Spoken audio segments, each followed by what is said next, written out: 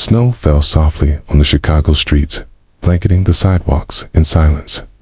The world bustled around at horns, blaring, holiday music humming from nearby storefronts. The scent of roasted chestnuts wafting through the air, but the man sitting on the frozen pavement felt none of it. He was still, a statue draped in military green, who'd pulled low, shoulders hunched forward against the cold, like a soldier waiting out enemy fire. He held a dented coffee cup in his hands, shaking slightly. As the chill cut through his gloves, no one stopped. People walked around him as if he were invisible, a part of the urban debris best ignored. Some looked away out of discomfort. Others didn't see him at all. His cardboard sign lay propped up beside him, the marker ink fading beneath moisture. Stains, USMC sniper, hungry, cold, please help, Jackson Hawthorne. Didn't look like a man anyone would fear or respect anymore. His beard was thick, uneven. A faded scar ran from his right temple to the corner of his jaw. His boots, military issue from another life, were duct taped across the sole. Every breath formed a pale fog that vanished before it mattered. A pair of businessmen in tailored coats passed by, laughing about something on their phones. One of them noticed Jackson and slowed just enough to smirk. "Hey," the man said to his friend, pointing. "Look at this guy. Real American hero, huh? Maybe he'll shoot his way into a hot meal." The other chuckled. "Bet he can't even aim straight anymore. Probably hallucinating a Taliban hiding in the coffee shop." They dropped a handful of coins into the cup with a metallic clatter, but the tone wasn't kindness. It was mockery. They walked on, high-fiving, as if their cruelty were some harmless joke. Jackson didn't move.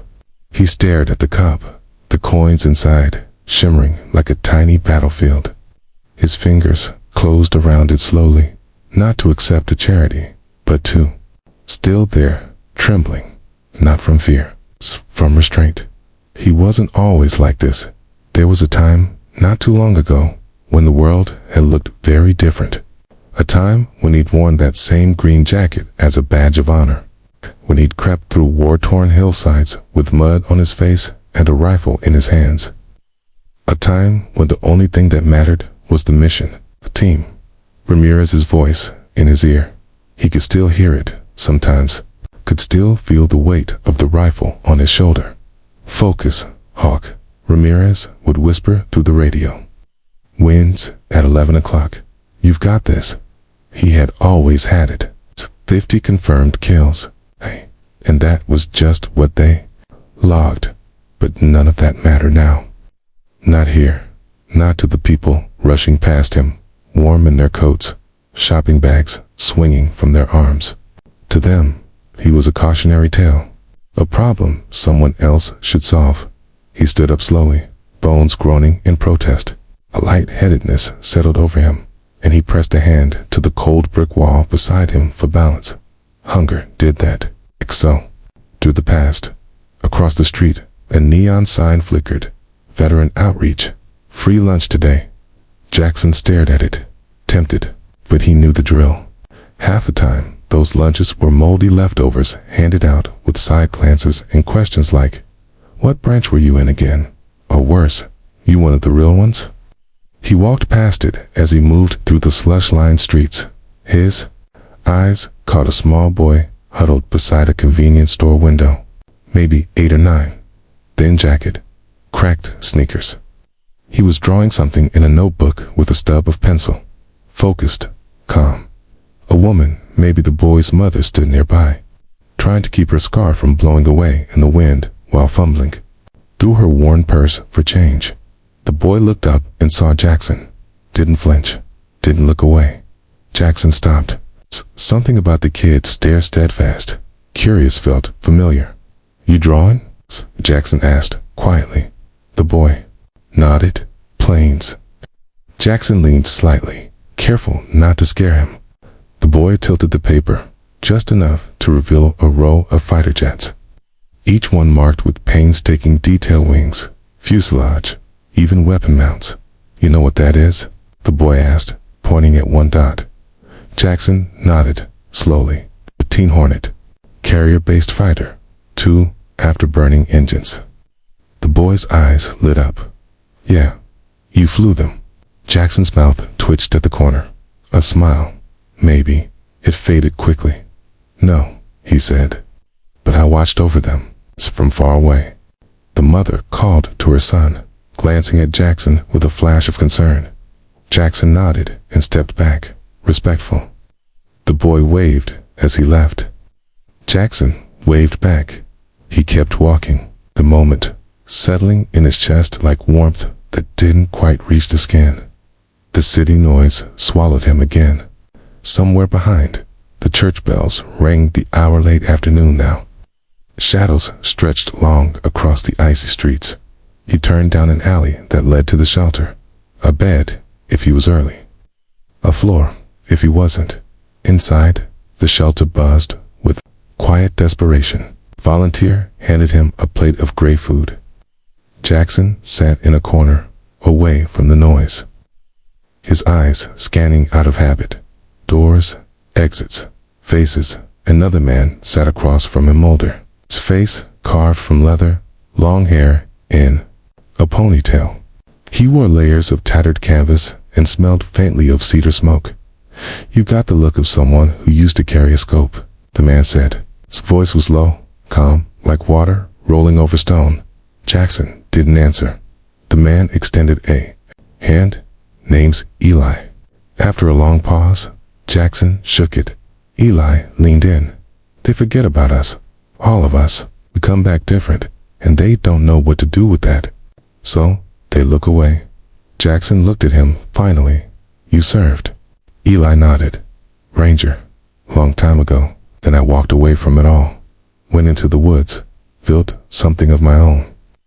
Jackson's eyes narrowed. Why come back? Eli looked at him for a moment before answering. Sometimes the wind changes. You feel it in your bones, like something's coming.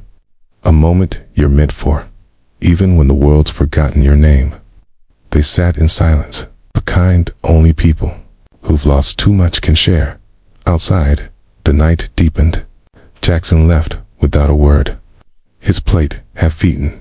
He walked until he reached his usual spot near the old train station, where a heating vent hissed warm air onto the sidewalk. He settled in, eyes on the stars.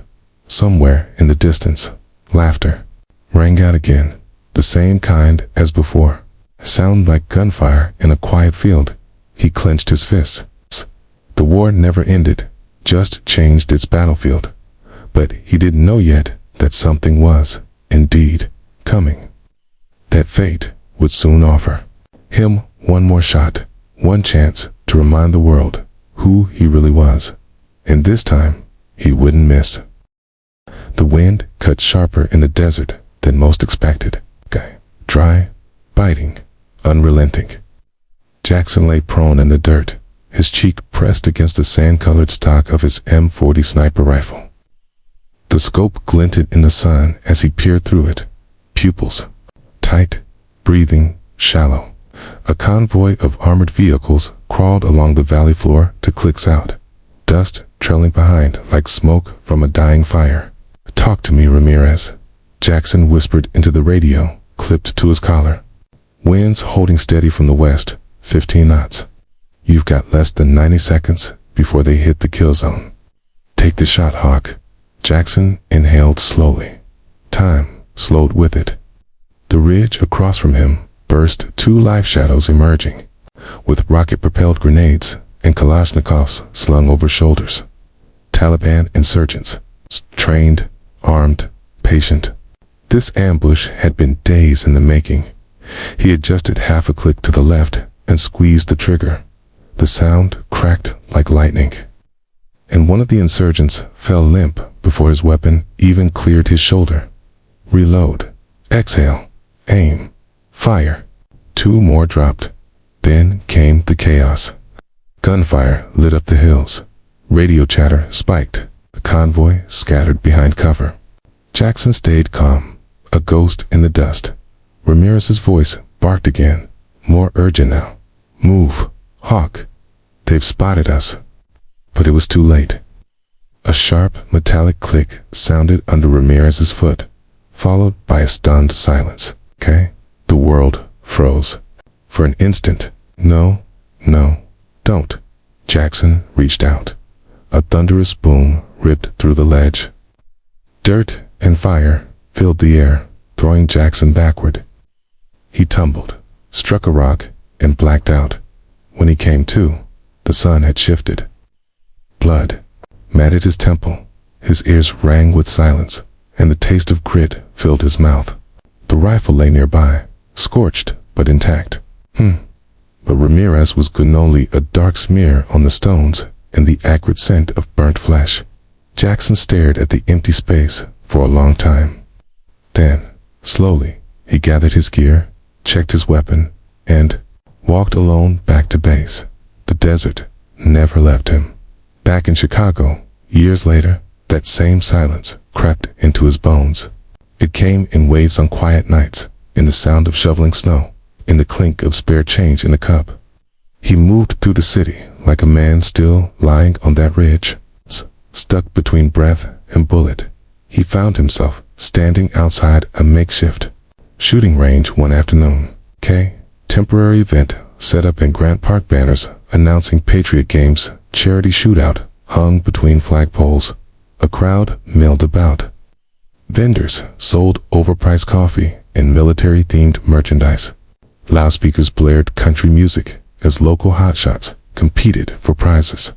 Jackson stood behind the chain-link fence, watching. His eyes followed the movements of each contestant. Poor stance, sloppy trigger control, amateur breathing techniques. They fired with bravado, not precision. They weren't killers. They'd never waited in silence, counting heartbeats. He turned to leave when a voice called out beside him. You see something wrong? Or you just hate good all-American fun? Jackson glanced over. Tall, barrel-chested man in aviator sunglasses stood with arms folded, smirking. His friends flanked him, holding souvenir rifles and grinning like wolves. They were dressed like weekend soldiers' tactical vests, American flag patches. Oakley's. Jackson offered no reply. The man sneered. Thought so. Another nobody hiding behind a surplus jacket. Another one chimed in. Probably thinks he's some kind of war hero. All bark, no bite. Jackson turned away, refusing debate.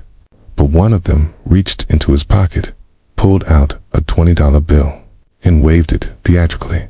Tell you what, he called out. We'll donate this to your cardboard sign fund if you can hit that steel target at 1,000 yards. Deal? Deal. Deal. D. Crowd laughed. A few had started to notice the commotion. Phones rose to record. I'll spot in my rifle. A voice said calmly from the edge of the crowd. Jackson turned. Eli stood, there come, unreadable. He stepped forward and unzipped. The case slung across his back, revealing a matte black precision rifle. It was old, well kept, and silent as death. He offered it to Jackson without fanfare. You've still got eyes, don't you? Jackson hesitated.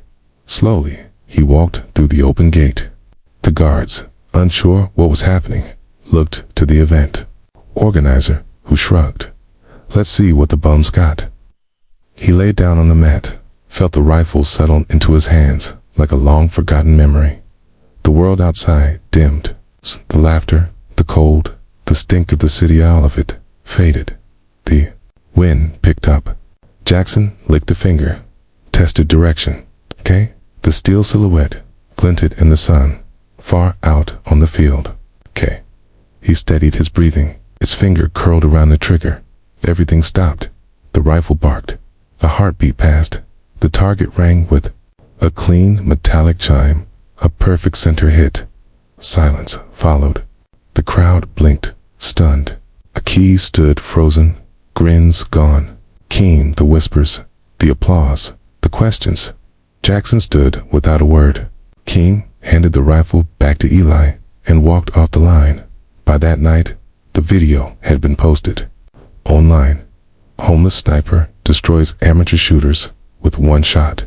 Marion's comeback leaves crowd speechless. Who is the mysterious veteran marksmen. Offers poured in. News stations, veteran organizations, podcast interviews, gun companies. But Jackson ignored them all. He stayed in the shadows, avoiding the noise, returning to his usual bench near the church. But Eli found him again. "You can't run from the noise, Hawk," he said, "but not the echo." That shot what it meant it. It's not just for them. It's for you. Jackson didn't respond. Eli sat down beside him. "Do you ever hear the wind in the trees and think it's someone calling your name? That's the past, brother. It calls you because it's not done." Akala. They sat in silence. A siren howled in the distance. Snow fell again. "You didn't miss," Eli said after a while. "Not just the shot. You didn't miss your purpose either. It's still out there." Jackson looked at him then, eyes narrowed. "Why do you care?" Eli considered the question. "'Cause I saw the same look in the mirror before I left everything behind. Thought maybe, just maybe, someone should say something before you disappear completely." For the first time in years, Jackson didn't look away. He still didn't know what would come next, but something inside him shifted. He had fired a shot that echoed louder than he expected. It wasn't redemption. Not yet, but it was a beginning. Something had changed, and something else, something far darker was coming. The sky hung low with the threat of snow, but Jackson didn't notice. He moved through the city like a man finally waking from a long, heavy sleep. The shot he took at the charity event echoed louder than he ever intended. It had been just another test in his mind, a small way to reclaim something lost, but the world had taken it as a statement. Now, people he didn't know were saying his name like it meant something. The video had reached over 1 million views. Comments flooded in, some in admiration, others laced with pity, a few questioning whether it was even real. Offers came swiftly behind them. Radio shows, gun companies offering sponsorships, veterans nonprofit wanted him to speak at their fundraiser.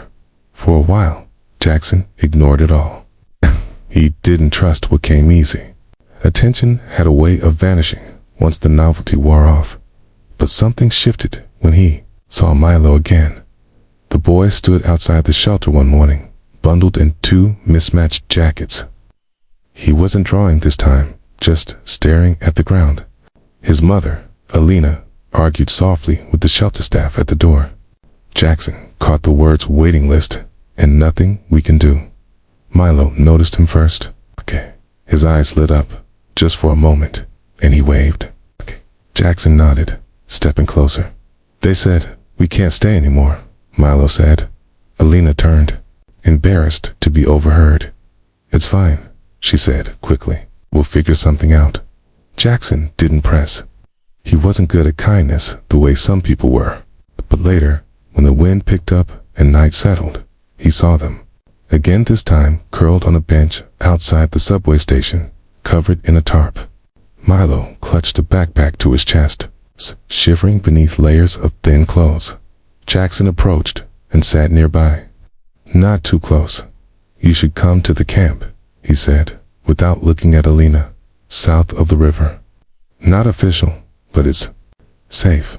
She hesitated, weighing him with her eyes. Trust came slow when you'd lost everything. But after a moment, she nodded. They walked through the quiet streets together. Jackson led them down a forgotten path, through an alley and over an old bridge, to a row of derelict cabins tucked beside an abandoned rail yard. That's where Eli waited, tending a barrel fire, the flames painting his face in shades of orange and shadow. "I brought guests," Jackson said simply. Eli looked at the mother and son. "Then, guests they are. No questions, no judgment." He simply pulled out a wheel blanket and handed it to Milo. That night, Jackson couldn't sleep. He sat beside the fire, rifle in his lap, eyes on the perimeter like the war had never ended. Eli sat beside him, whittling a branch into a smooth arc. "You never stop watching," Eli said, voice barely above the crackle of flames. "Never learned how to," Jackson replied. Eli nodded. Same here. They didn't speak again for a while. The silence was companionable, not strained. When the fire dimmed, Eli spoke again. I saw something in that boy, he said. He looked at you like you were more than what the world's been calling you. Jackson kept his eyes on the shadows. Doesn't matter what he sees. The world sees a bum who fired a lucky shot. Eli let the words settle before replying. The world sees what it's told to, but that boy sees a soldier, maybe even a protector. It wasn't flattery, it was truth, and it cut deeper because of it. The following morning, the city awoke under a thin sheet of snow. Jackson stood behind a broken wall, watching Milo trace shapes into the frost with his finger. Why don't you talk about it? Milo asked. Talk about what? War. Your team. My dad used to tell me stories before he was gone. Jackson didn't answer right away. Then he crouched beside the boy and picked up a rock, flat and smooth. Some things don't make good stories, he said. Sometimes you bring back memories that don't belong in the world anymore. Milo didn't argue, simply nodded, like he understood. A few days passed. Alina found a temporary job cleaning an old diner during graveyard shifts. Milo spent his afternoons at the camp, quietly orbiting Jackson, sketching planes and tanks in the margins of old newspapers. Jackson began to look forward to those hour-small moments that didn't feel haunted. But peace never lasted long. One night, Alina didn't return. The diner called early the next morning. She hadn't shown up. Jackson's stomach tightened. He scanned the perimeter. No signs of struggle, no clues. Eli arrived not long after, his face grim. She's not just late, he said. I've been hearing things. People going missing, single parents, kids, the city's turning inside out, and no one's paying attention. Jackson's jaw tightened. You think someone took her? I think if we don't find her by tonight, we won't. They split up. Jackson scoured the streets near the shelter, questioning regulars, searching alleyways, rooftops, old parking, garages. He showed Alina's photo around. Most people shrugged. A few gave blank stares. But one man, a lanky teen with a black eye and a hoodie 2 sizes too big, paused. I seen her, the boy muttered. Last night, near Roosevelt and Canal. She was talking to someone. Looked like a setup. Jackson's voice dropped low. Who was she talking to? The boy hesitated. You didn't hear this from me. The word is, there's this crew running. Operations underground. Real quiet. Real dirty. They take people, folks. No one will miss and make them vanish. Sometimes it's for labor. Sometimes worse. That was enough. Jackson returned to the camp, where Eli had already packed 2 bags. We hit the tunnel entrance at midnight, Eli said. You in? Jackson stared at the gear, at the rifle, at Milo, fast asleep in one of the cabins. I'm in, he said. He cleaned his weapon with steady hands, the ritual familiar and grounding. He didn't know what they'd find, or how many waited on the other side. But it didn't matter. This wasn't war for country or flag.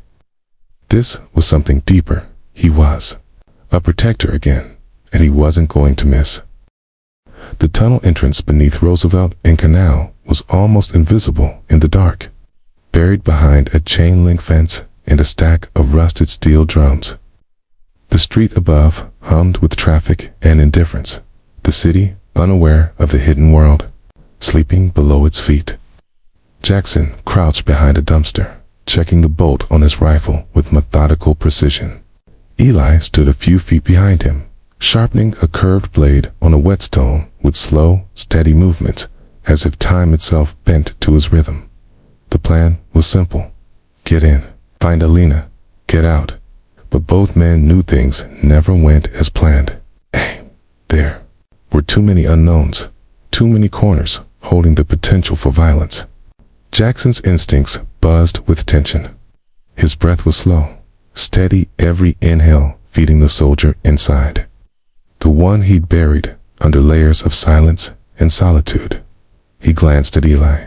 The older man's face was unreadable, but his posture had changed. He was alert now. The recluse had become the warrior again. There was no small talk. They moved like shadows, slipping through the broken gate and into the underground corridor. Their boots silent against concrete. Inside, the air was thick with mold and oil. Pipes lined the walls like arteries. Water dripped from somewhere above, steady as a ticking clock. They passed rooms lit with dying bulbs, spaces filled with broken furniture and discarded lives' mattresses with bloodstains, graffiti scrawled. Walls, the remnants of people who disappeared without a sound. A voice echoed from the end of the hallway. Two men in leather jackets lounged near a steel door, talking low, rifles slung across their backs. Jackson raised a closed fist. Eli froze behind him. With a practiced ease, Jackson unslung his rifle and dropped to one knee, exhaling until the world narrowed. One shot cracked through the silence. The first guard dropped. The second fumbled for his weapon. Eli was on him before he could scream. A flash of silver, a soft grunt, then silence again. They dragged the bodies into a side room. Jackson took one of the radios and clicked through channels until he caught static and a voice. Moving the new ones to Sector 3. Keep her in holding until further notice. Alina, Jackson, and Eli pressed forward, navigating the maze-like passages. It was a compound, crude but organized. Men patrolled in pairs. Cameras hung in corners. Jackson spotted a map pinned to a corkboard in one room and memorized the layout. Holding was 2 levels down, in the lower annex near the old boiler system. They moved like ghosts, neutralizing guards with the precision of men who'd once lived by the second. Jackson handled ranged engagement. Eli cleaned up close. No unnecessary violence, just swift, surgical action. As they descended into the annex, the air grew warmer, heavier. Jackson paused near a grated door and peered through. Inside, a row of cages lined the wall. Some people sat inside, women, a few men, some children. Jackson's heart tightened. This wasn't just abduction, it was trafficking. It's the very thing that had devoured cities like a plague built on silence, shadows, and systemic neglect. He scanned the room. Alina was there, bruised but conscious, her arm protectively around a young girl who couldn't have been older than 6. Her eyes widened when she saw Jackson through the grate. He nodded once, then turned to Eli. "Can you loop the camera?" Eli pulled a device from his coat, something jury-rigged and humming softly. Within seconds, the camera feed blinked, stuttered, then froze. Jackson picked the lock quietly. The door clicked open. Alina rushed forward, but he raised a hand. "Quiet. We're getting everyone out." The captives stared at them, unsure if this was rescue or another trick. Jackson's calm voice grounded them. He handed Alina a pistol, showed her how to hold it, then addressed the others in low, firm tones. "Stay close. Move when I move. No talking unless necessary." Eli led the way back. Jackson brought up the rear, checking corners. They made it through the first hallway before the alarm blared, sharp, metallic, blinding. Someone had found the bodies. "Move," Jackson barked, guiding the group into a storage tunnel. The facility erupted in chaos. Boots pounded the floor above. Voices shouted orders. Jackson fired 2 clean shots behind them, hitting a pair of pursuers before ducking back into cover. Eli threw open a service hatch. "This leads out to the canal," he shouted. The group crawled through, one by one. Jackson held the line, exchanging fire with advancing guards. He picked his shots, carefully, no waste, no panic, just precision. Then the footsteps stopped. The hallway fell silent. Out of the smoke stepped a broad-shouldered man in a combat vest, face half covered in tattoos. His voice was cold, practiced. "Marine?" right? I read the report. You're the one from the video. Jackson didn't lower his rifle. You let her go, I'll give you a head start. The man laughed. You think this ends with your little hero moment? You've already lost. He raised a shotgun. Jackson fired first. The slug hit center mass. The man staggered, dropped the weapon, and fell without ceremony. Jackson reloaded, heart hammering. Then he turned and crawled through the hatch, joining the others. They emerged beneath an overpass beside the frozen canal. Sirens were approaching in the distance. Someone must have called in the noise. Eli led the group across the canal into the safety of the city's hidden veins. An hour later, they stood in the camp again. Milo ran into his mother's arms, sobbing into her coat. Alina kissed his forehead, holding him so tightly it looked like she might never let go. Jackson stood back, watching. His body ached. Blood crusted along one arm from a grazing bullet, but he felt no pain, only quiet, only the kind of silence that followed something finished. Eli came beside him. You did good. Jackson shook his head. No, we did what had to be done. Eli smiled, faint and proud. That's what good men say in the days that followed. The story broke. Survivors gave statements. The underground compound was raided by police. Jackson's name surfaced again, this time, not in viral videos, but in whispered gratitude and hushed. But he refused interviews, refused medals. He didn't want recognition. He wanted something else. He used the donations pouring into the camp's fundraiser, started by someone who had filmed the original charity shot, to build something lasting. A training program for veterans who have lost their place in the world. A safe house for displaced families. A place where silence could become strength again. Milo visited every day. He no longer drew warplanes. Now he sketched trees, animals. Hope. Jackson stood by the fire one evening, staring out over the camp as dusk fell. He didn't smile, not fully, but his eyes softened. He wasn't whole. He never would be. For the first time in years, he didn't feel broken. He was still a marksman, still a ghost of war. But now, his aim had changed, and he hadn't missed. Not this time.